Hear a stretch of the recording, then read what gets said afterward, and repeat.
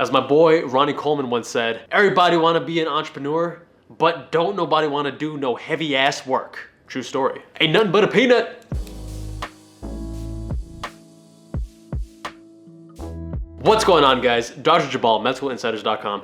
Let's talk about entrepreneurship, and more specifically, how you can get started as an entrepreneur, figure out if it's the right thing for you, and hopefully be very successful. First of all, let me start by saying that entrepreneurship is very much overglorified. It's not all about these crazy houses and beautiful women and fancy cars. It's just a lot of hard work. In fact, if you're used to working a 9 to 5, maybe 40 or 50 hours a week, you're gonna be working a lot harder as an entrepreneur. That's just the nature of the game. And it's not for everyone. I'm definitely by no means saying that everyone should be an entrepreneur. It takes a lot of risk. So if you're risk averse, maybe not for you. It also really requires a lot of self-directed learning and motivation. You need to have that internal locus of motivation because no one's forcing you to go do work, right? You need to be working on it on your own accord. And oftentimes there's things that you just don't want to do because entrepreneurship isn't all fun and games. There's a lot of things in business that just aren't fun. Dealing with legal stuff, dealing with unhappy customers, all that jazz. Now, I'm no expert. I've been doing this for a couple years and I've had my share of successes, but also definitely my share of failures. And in the podcast, which I swear we're going to be releasing soon, we haven't really edited and packaged the podcast nicely, but we've been recording, 10 plus episodes. I talk about one of these previous mistakes and how I lost close to $1,000 last year from a business mistake, which taught me lessons, right? In the moment, I was furious. I was like, oh my God, this is so dumb. Why is this happening? And then, reflected on it and learned about leadership and learned about management styles and learned about different lessons I could learn to reduce the likelihood of this happening again in the future. And I'm grateful because I learned these things now for the price of, $850 or whatever it was, rather than me learning that mistake maybe a few years later with $1 million or just a larger stakes. That being said, I like to think that I have been doing some things right. Med School Insiders has grown insanely quickly. We've had over 1,000 customers in just over a year, and the business is doing quite well. Now, if you want to get involved with entrepreneurship, I recommend you take this linear progression, which we're going to be talking about and outlining in this video. And I say that for two reasons. Number one is you're going to learn several important skills that are going to set you up for later success, not only in entrepreneurship, but even in the workforce, just understanding the ins and outs of how businesses work, the dynamics between people, things like that. And then number two is building confidence. So they say you can fake it till you make it, which isn't necessarily the worst way of doing things, but I don't think it's always the best because you open up the possibility of imposter syndrome and things like that. Whereas if you build confidence from taking small risks and overcoming small obstacles, and then taking slightly larger risks with slightly larger obstacles, and you keep building from there, you're gonna have a much more sustainable way of building your confidence. You're gonna have a much more accurate assessment of where your confidence level should be, rather than being way overconfident or way underconfident because you're just faking it until you make it, in which case it's kind of hard to calibrate. So those are the two reasons I think this is the best approach. So first off, we're gonna start with the side hustle. And now this is just where you're getting your feet wet. You don't want to go all in immediately. You're not going to quit your 9 to 5. You're not going to quit school just to start working on your dropshipping business, but you're going to be learning skills. One of the beautiful things about living in this modern day and age in 2019 is you can just start a business like that. It's really that easy. So whether it's starting on Instagram or YouTube, or you want to create a website for just a few dollars, or do dropshipping, e-commerce, whatever it is, the upfront cost and investment is very, very low. It's just you deciding what it is that you want to do. In the medical space, whether you're pre-med, med student, resident, attending, the whole social media aspect is very popular. So usually Instagram is the platform of choice, and people create a following there and then they can monetize that later. You can also do that on YouTube. Outside of the medical space, a lot of people like e-commerce because e-commerce is you're selling physical goods, and Alibaba dropshipping, you get these goods from China, you sell them in the US for a markup, you make a profit. That being said, I think it's also important to understand what is your unique gift. So for me, I was obsessed with optimizing my study strategies and my time efficiency during college, during medical school, during residency, to the point that I felt that I was an expert that could teach other people. And then I started the YouTube channel at the end of medical school, and it grew from there. I'm passionate about a lot of things. I love racing cars. I'm getting into cycling. I have my bike right here inside on my indoor trainer. I have been lifting weights, but you don't see me giving advice about how to be a bodybuilder or how to be a pro cyclist because that's not my area of expertise. The other thing is note that this phase is really just about learning. Many people that get involved with e-commerce, they think that, oh, I'm gonna make so much money. Here's the thing, man. Because it's low barrier to entry, which is fantastic for people who want to learn about entrepreneurship, the downside of that is that competition is way high. So as a result, it's like a race to the bottom.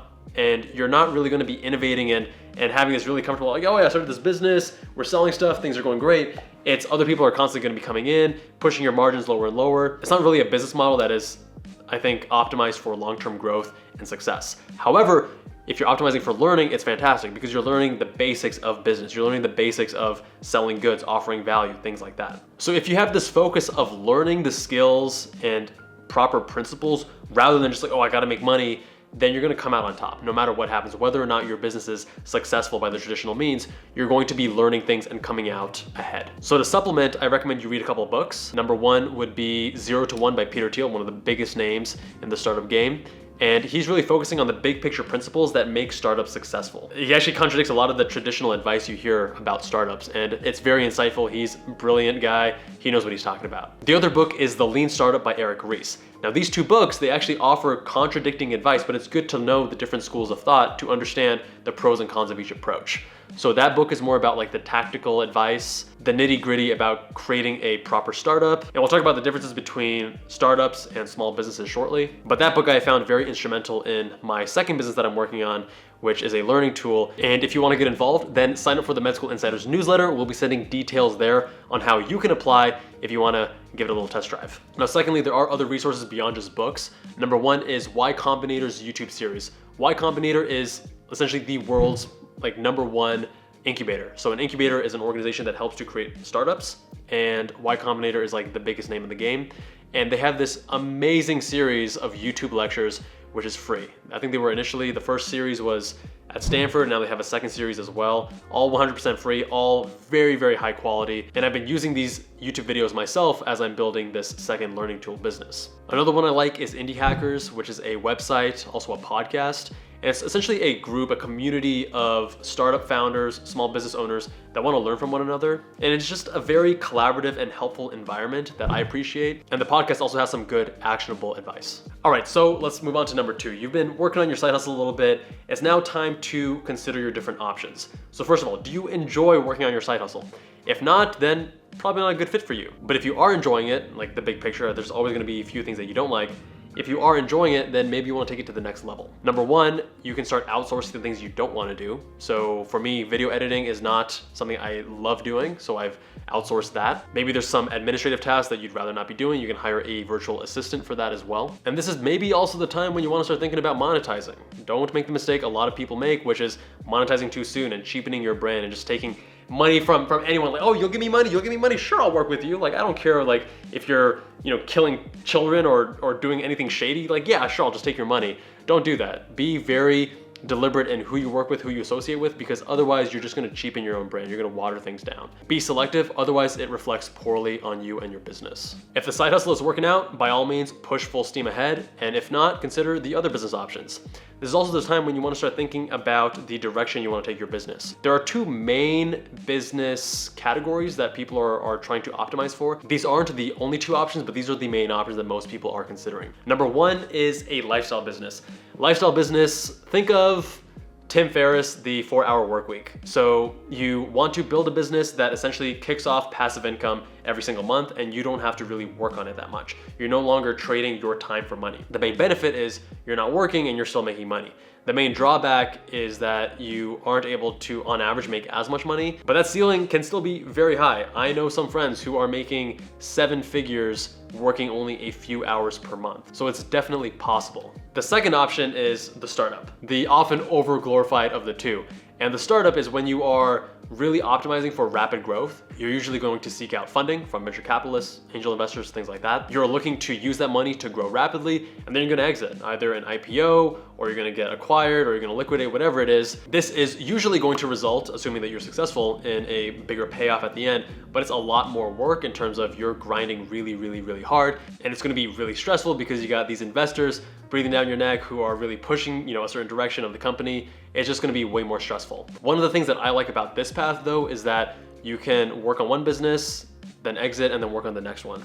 And for me, and I think for a lot of entrepreneurs, that art of the start, building something new is one of the most exciting parts of entrepreneurship. Now we're on to part number 3, which is to commit. You have 3 main options. So option number 1, you don't really like entrepreneurship, kind of giving up on the side hustle. It was fun-ish while it lasted, but not really for me. I'm gonna go back to my 9 to 5. Totally fine. Option number 2 is I'm gonna keep working on my side hustle as just a side hustle. It's not really something I wanna do full time, and I don't think entrepreneurship for me full time is a good fit. This is totally fine, but note that you are making a trade-off. And that trade-off is that you could grow the business faster if you quit and worked on it full time. That's just the nature of time, because everyone has 24 hours in a day, and if you put more time and effort into your business, you could grow it faster. However, you can still grow your business and be successful even though you are holding on to your full-time job. Just know that the growth of your business will be slower. And the third and final option, the option that I took, is to quit and put it all on the line. Very scary, and I was there not too long ago, just last year. But the way I see it is life is too short, and I'm in no way saying that I didn't like plastic surgery. I loved it. It is the coolest, like by far, the coolest specialty in all of medicine.